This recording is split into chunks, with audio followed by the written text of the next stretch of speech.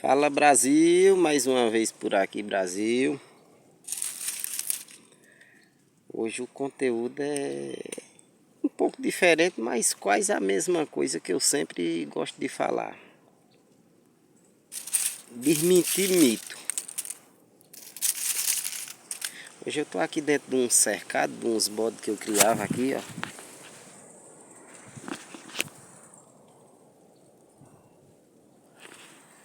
Infelizmente hoje eu não crio mais, eu levei um prejuízo aqui, uns cachorros. Aí parei de criar. Mas assistindo aqui no quadro, aí passou um rapaz aqui, Mano Flita, é uma coisa assim, eu acho que ele é da família de Álvaro Souza. Onde tem aquele grupo de cidadão que faz vídeo aí se desafiando. Mas o Mano Flita, ele postou um vídeo de uma mulher advertindo ele refém a Arapuá.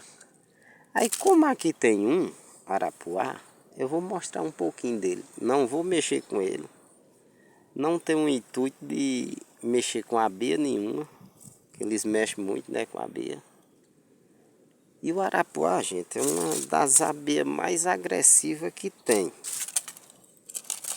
Porém, a mulher falou em ferrão, em ferroado, em gente que pode adquirir aí um edema nos nervos. Não, o Arapuá não, nos nervos não, porque ele não tem peçonha, ele não tem ferrão. Então ela está equivocada. Agora ele é perigoso, é.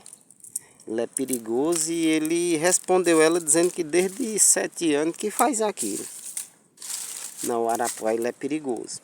Apesar dele não ter peçonha, ele é perigoso. Ele é uma abelha extremamente agressiva. E pode dar uma dessas pessoas aí com essas brincadeiras perder até o timbre da audição. Que ele entra no ouvido, nas narinas.